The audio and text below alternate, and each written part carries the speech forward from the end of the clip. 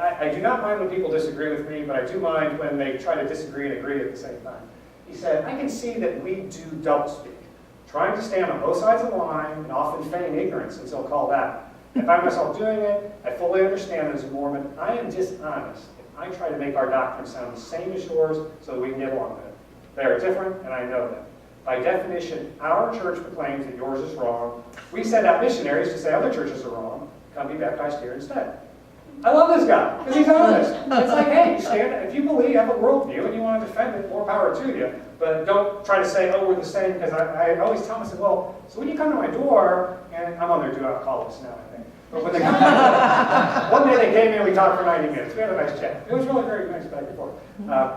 But so when they come, I said, when you come to my door and I tell you I'm a Christian, you don't say, oh, you're already here. You know, I mean, do you guys go out and try to convert, Episcopalians to Methodism?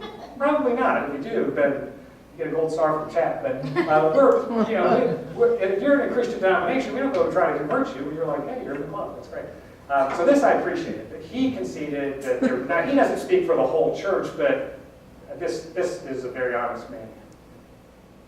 This is a verse I use for them a lot. I love throwing that. Sometimes they'll try to respond to it, but they kind of twist around. There's a verse in Galatians. I want to read carefully. Paul's saying, and Paul's just wailing on the Galatians here. He says, and he's not talking about Mormonism, obviously. That didn't get invented until almost 2,000 years later. But Paul says, I'm astonished that you are so quickly deserting the one who called you by the grace of Christ and are turning to a different gospel, which is really no gospel at all.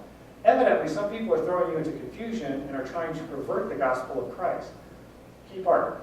That even if we, or an angel from heaven, should preach a gospel other than the one we preach to you, let him be eternally condemned. If you've ever heard the word anathema, that's the Greek word there. That's a pretty strong word. He's basically saying, you'll be condemned if you preach the wrong gospel. So that's kind of a serious offense. We want to be very careful how we preach the gospel. And interestingly, with Mormonism, they say this angel came from heaven and told Joseph Smith, here's these plates, here's your new religion. The Christians on the earth right now are all wrong. So I like to point this out to them, and then I say, okay, do you think Galatians 1 is authoritative? Because when they come visit you, it's like, here's the Bible, here's the Book of Mormon, they're all together. And so I say, so, Galatians 1, you okay with that? Usually they'll say yes. Okay, so does the Book of Mormon teach the same gospel as Paul? Or a different one? And if they say it's the same, I'm like, oh, okay, well, let's stick with the Bible. We got the same gospel. Bible's good for, 1,800 years. I'm just going to go with that. I think it's really quite complete, thank you. Oh, wait. You say it's a different gospel. Well, if you say if the Mormon gospel is a different gospel than what Paul taught in the Bible, well, let's go back to Galatians 1, verses 8 and 9. If you preach a different gospel, that's a bad thing. I don't want anything to do with it. So it's kind of like, either way, I got you. I don't need the Book of Mormon to be saved. So meditate on that. So just remember, Galatians 1. If it's the same gospel they're teaching, I'll just stick with the Bible. It worked for a long time. If it's a different gospel, then you don't want anything to do with that. So that's my favorite thing to look for. But again, this is all very conversational, back and forth. It's not hostile. I listen to what they have to say. I try to be charitable. And I just try to plant some seeds to get them to think about it. Sometimes they may ask you to pray about the Book of Mormon and see if you get a blank. Has anybody ever heard this from them? See if you get a burning in the bosom. Burning in the bosom. And that's their validation. That if you read it and you get a burning in the bosom, well, it must be true. I'm like, well, what if I read it and I get a burning in the bosom? That's not true. What's a burning in the bosom? Where did that come from? And I make a little bit light of it, but it's like, what's that validation? I heard a quote from one preacher. He said, emotions are great. Emotions make a great caboose. They make a lousy engine. Because we can all share our stories. We'll talk about Hinduism later. Hindus are great on one hand because they love to talk about spiritual things. They'll match you story for story, go on and on. But they'll just take Jesus and lump him in like another one of their several hundred billion gods. So you can't just trade on emotions and feelings. Your witness is a powerful thing. Don't hesitate to share with people what God's done in your life. But at some point, that's not what makes it true. Because, what if they've had some great experience? Gosh, I guess what do we do, arm wrestle? So if they ask you to pray about it, you just want to turn around and say, look, when did burning in the bosom become the determination of whether something's true? So that's one. Let's talk about Jehovah's Witness. We had Jehovah's Witness come by just 10 days ago. Ring on the doorbell, Kim answers the door. I almost feel sorry for him. Kim answers the door, honey, it's for you. So I'm standing on the porch in my pajamas because I don't want to miss an opportunity to talk to Jehovah's Witnesses. A couple things about them. Their main deal is Jesus is not God. They did a not so great job of going back through the regular Bible and changing verses here and there to try to make it look like he's not God. But the problem is they didn't get all the verses they needed to change. And we've still got the original, we've got reliable copies of the original manuscripts, 99.5% accuracy.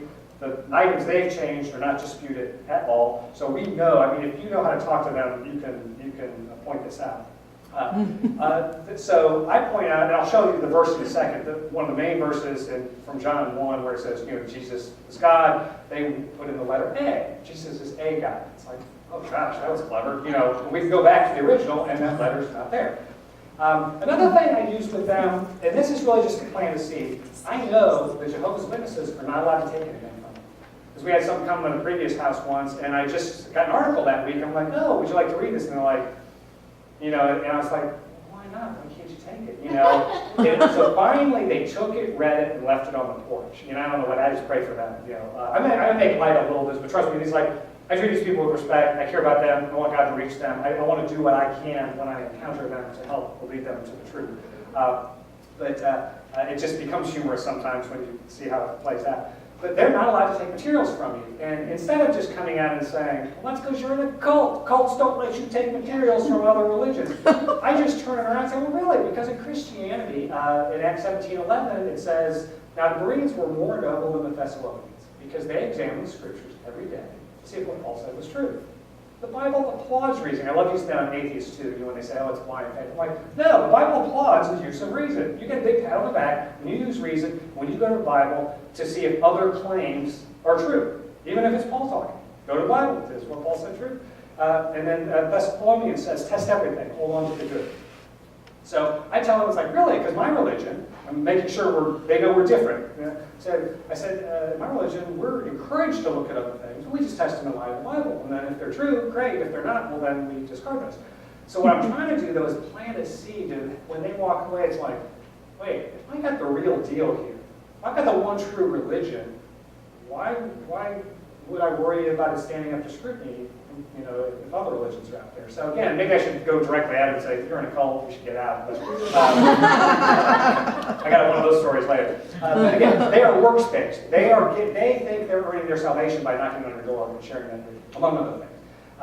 There's the thing about the 144,000 in Revelation. They take that really literally. They think it's full, because I think I can just see Eric Johnson, him saying, why are you telling me this? I may take your spot. You may be But I think my understanding is, at least on this little chart here, and I think this is pretty accurate, they said that there's these 144,000 anointed ones, and it's full, but then we get some kind of second level. Otherwise, we don't go to hell, we're annihilated, because they didn't like the concept of hell.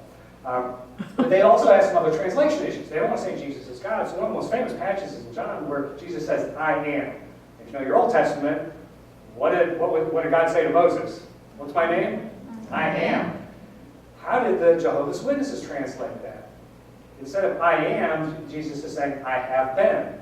Now, again, do you just arm wrestle over the translation because you could translate it different ways?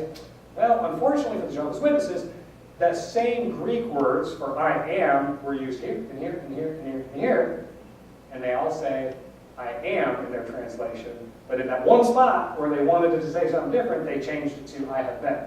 So when Jesus says, I am the way, the truth, and the life, it was the same Greek word as I am, but they just switched it. So what I do is, again, I don't expect them to convert on the spot, but I just point out to them that it's like, here's this passage, trust me. Go back to the original Greek, we know what it says, and they'll try to wiggle around a little bit, but I'm like, really, just go look into it for yourself.